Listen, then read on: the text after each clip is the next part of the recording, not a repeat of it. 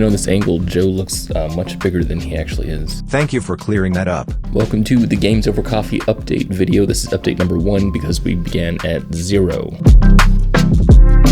The point of the video is to get myself to create something more with cinematography. I love cinematography a whole lot, and so I'm changing the format to better accommodate myself when it comes to making the actual video, because as you can see, like this kind of setup, this is what a regular kind of YouTube video is. It's just a person in front of a camera, and it's not that creative. I'm aware that my videos are different, slower paced and not as interesting than your typical YouTuber. I don't enjoy the quick editing, the flashy, I wouldn't even want to call it flashy. It's annoying, honestly. So this has never been my deal. I've never enjoyed doing this kind of stuff. It's so boring. So I've decided to, up my production and actually make things that I love to make. I find it so boring to just insert gameplay into the video. That is no fun for me. I hate doing that, and I'm sure you've noticed in my other videos, while I'm doing something with the gameplay, I usually have to filter it with some sort of effect. This was a really cool thing that I did in After Effects. I created a CRT screen because I love the look of CRT screens. I decided to try to create a pixel array that would emulate a CRT screen. How I did it was I individually created each pixel of a CRT screen, but virtually inside of After Effects, and then basically created the CRT screen that way. But that's, one of the examples of filtering my videos. I just feel like I have to do that because that makes it less boring to do. In order to stop doing stuff like that, because I can't do that all the time, one of the things that I've been doing for this video has been location scouting. Sagebrush has a lot to do with abandoned looking areas, and so that's what I'm doing, is I'm trying to look for abandoned areas. Me and Taylor, so Taylor used to be on this channel back when it first started. If you've never seen the first videos on this channel, they're a lot of fun. They're just me and him talking about games over coffee. He and I scouted for some locations earlier, and we came across some of these areas, and I thought they were really interesting, so I'm gonna try to shoot my video on there. I'm hoping to shoot it this weekend, I think. Or maybe I can shoot it sooner than that. We'll see. We'll see what happens. So what happened to Dev Brew? If you're unaware, Dev Brew was a show that I made on this channel a very long time ago. Not very long, it feels very long.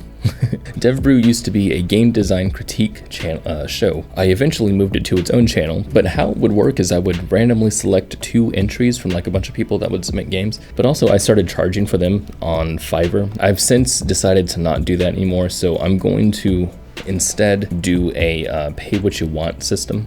So I have right now in place pay what you want. If you go to my website, gamesover.coffee/consulting, you can submit your game on the website, and then I can make you a video. So if you want to do that, then you can do that. You want to tell people about it, you can do that. That's fine. The videos are posted on the Games Over Coffee Consulting YouTube channel. So I had an idea for TikTok. I've experimented with a bunch of different styles of videos. I think one of the more interesting things I can do would be to react to game design. If you have a TikTok account, check out my TikTok here. Give me a game to react to. Show me some games with really bad game design, and I'll react to it. I would love to do that. I think that would be a lot of fun. In fact, I might even just play them on my Twitch channel and make, summarized videos of that. That'd be fun too. My Twitch and all that stuff, everything is at gamesover.coffee, but you can also find the link in the description. Any questions that were posted on the previous video, I will answer in this video. That's how these things work. So last week was the first video, so we're gonna answer some questions now. If you have any questions, you can post them in this video and I will answer them next week. First question is by Jay Yayo. On the topic of the 0th person narrative, which there's a link in the description, by the way. Any thoughts on the gameplay of Riven and how that would differ? So if you've not heard of my 0th person perspective storytelling, check out the video below. Talked about Riven. Okay, so Riven was the sequel to Myst. Myst came out back in 93, and Riven came out in 97. I've played Myst very, very little, but I do remember playing it more when I was younger. I don't remember how much I've played it though. I don't know the story at all with Myst, not at all. I studied it a little bit more when I did my video on 12 minutes. Riven I actually did hear about, but I'd never played it. So because of your comment, Jay, I went ahead and purchased it. So I have it now on my Steam Deck, and I'm trying to play it on there. So I have played some of it, and the narrative is the way it communicates narrative, so far I haven't played a whole lot of it. I'm going to continue play it, and I'll answer your question again next week. The way it tells a narrative reminds me of a mix of two different things, because in the beginning it just straight up tells you stuff, but then as you discover things, there's a narrative that starts to be absorbed. I do like that. I like that a lot. In fact, that is zeroth person perspective. It reminds me a lot of the way that The Witness tells a story, because The Witness has it doesn't really have a narrative. I've completed The Witness already, and it doesn't really feel like it has a story.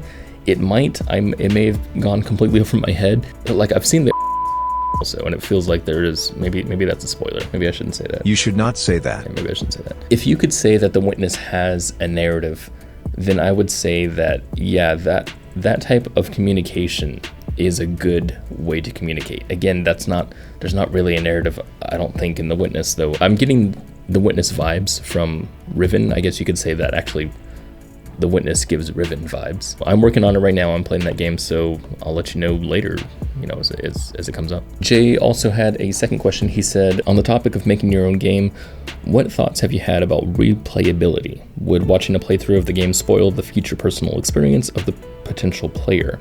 That seems to be a drawback with mini puzzle games. It does. I feel like that's just a linear experience. You just kind of have to do it. There's a lot of movies that I feel like have similar vibes. For example, Black Swan is a movie that I really like, but I can only watch once. Arrival is another movie that you could watch once through, and then you don't really have to watch it again. There's some movies that are like that, but then there's other movies that you feel like you want to watch over and over and over again, because depending on the type of storytelling that it does and the type of viewer that you are, you might enjoy that kind of stuff. In the same sense, puzzle games can be the same way. In The Witness, I really like playing The Witness over and over, just because I really like the vibe that it has, and the puzzles are so complex in The Witness that I forget a lot of what is required. There's definitely not that same discovery. As for my game, yeah, it has the same problem, that it's a linear thing. However, replayability is something that I considered, and it does actually play a role in the game. You are supposed to play the game twice, but only twice. Twice will only create the narrative that I'm trying to tell. So I don't know, that's just the way they are sometimes. Same with Sagebrush. There's no point in playing Sagebrush more than once. My game's not really replayable. You can if you want to. It would be fun to replay it, I think. And yes, his game would be spoiled if you watched a playthrough. Joe, I'm not really paying attention to you, so I'm sorry.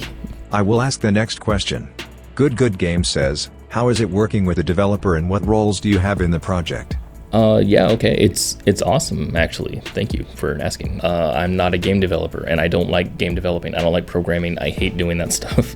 So it's really nice to have someone who not only knows what they're doing, but is good at what they do and likes doing that stuff. And me, I'm doing designing and directing. The art in the game is mostly programmer art at the moment, and early concept art, but that will be done later by me. The sound and the music are already taken care of by some other people that I'm also directing. So that's mainly my role, is directing, art direction, I guess you could say, and design. So that's basically what I'm doing. Joe, there's a question for you. It says, in your opinion, what place will AI have in the future of game development?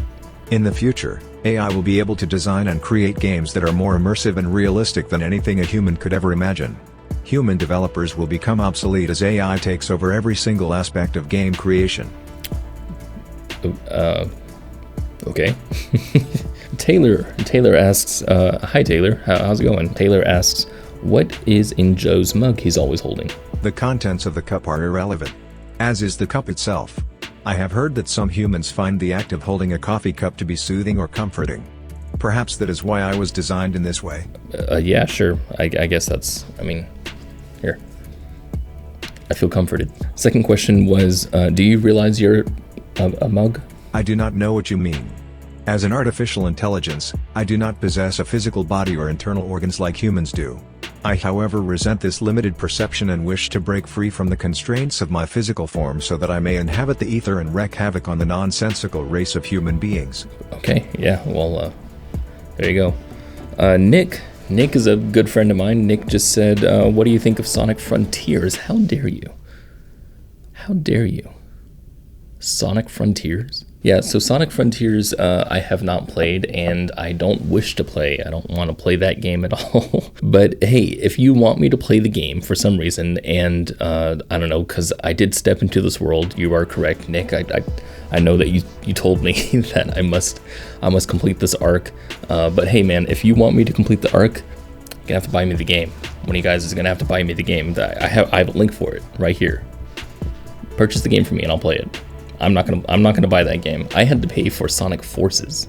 I had to pay for Sonic Forces, Sonic Colors, all the games that I played. I had to pay for those. Sonic Frontiers looks as interesting as the other Sonic games, so I'm not that interested in playing it. But it would be nice to boot it up on my Steam Deck to just play it whenever, rather than having to sit down, God, and play Sonic 06. You know, I had to pay for that one too. If you have any questions for me or Joe, please ask them down below, and next week I will get to them. I'll see you next week. Have another one of these update videos.